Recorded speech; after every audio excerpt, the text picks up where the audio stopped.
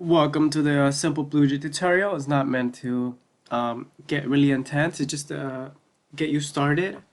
So what we want to do first is get comfortable with our layouts. Here we've got a very like an instant kind of just in case you got some quick code that you want to run, you could just jump right here. I forgot what this is called really, but once you open this up, you're just gonna get this file. If you open it, and like it allows you to readme file, of course. It's all the metadata you want to think about. You can just put it there. So what we first do is we open up a new project. Let's say you got your homework one that you want to do. So as soon as that's open, um, you got all these options that you want to get comfortable with. The first one you want to do is open a new class. For this one's gonna be a sim calculator, really. Here we have. And this is our world, right?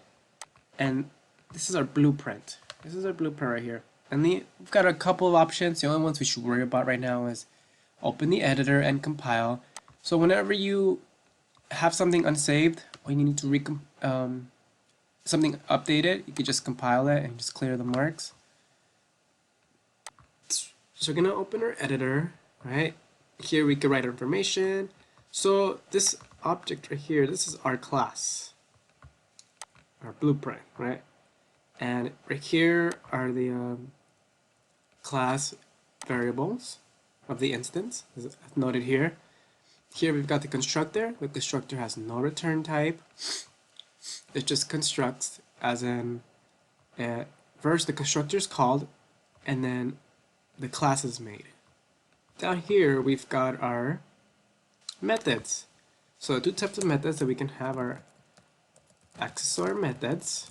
All they really do is read or grab data. And our mutator methods. As you could probably figure out, this means to update, change, set, whatever verb you want to, whatever verb helps you sleep at night. So suppose if you want to make just a variable for A and B, we can do that. That should be okay. Our constructor is very important in the sense that it allows us to, I'm just going to go ahead and delete this. So I'm just going to go ahead and write a result here. So the constructor will take parameters just in case you, for example, let's say we call this, it's going to take a temporary object A. Oh, forgot the type. Can I forget the type? Temp A, temp B. So when the constructor is called, these are the parameters. These are always changing. What we want to do is we want to initialize or set them. So you could say, hey, we're going to set our private variable up there equal to this temp A. Same thing here. And we could also have the result be initialized to 0. Get all our initialization in the constructor.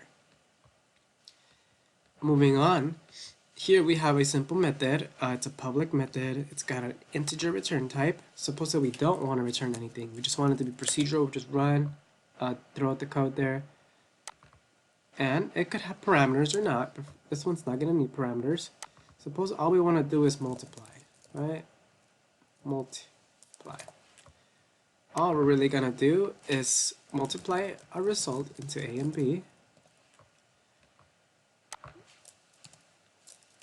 Okay, and what kind of method is this? This is going to be a mutator because it changes the result. So one of the things that we could do here is, I'm trying to remember this one, Control M, insert method. So in this method also, I wanted to return nothing. And it's going to call it display result. No parameters because it's just grabbing data. So here we're going to go ahead and output our result. Don't forget the semicolon in every statement. It's kind of like C++.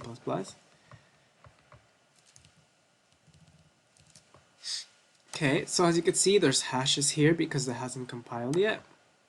But as soon as we compiled, whoop, all those lines disappear, and we get this new option here, the constructor. Look, see how it's accepting A, accepting B. That's odd, it's concatenated. So we're gonna go ahead and from this blueprint, we're gonna select the constructor. This constructor is going to take your parameters and it's gonna make an object. So here's our simcalc1 of type simcalc. Here we're gonna right click. You can ignore these options. They're just super functions that shows you functions above this object. It's not necessary to need for now. Actually, most of it, you probably won't even go into that. So here we have our methods. So they're both, okay, so this one multiplies as a mutator and this is just an accessor, right? So if we display this, we probably expect 0 because that's exactly what we'd initialize in the constructor here. The next one, it would probably be, hey, let's go ahead and multiply. But now we want to see the result because the result is not displayed. The result is not returned, sorry. It's just, the only way to access the result is through a method. So we got to call a method in order to see this. So we want to go ahead and multiply it again. And we get the same answer. And that's going to be your quick tutorial. If you got any questions, let me know.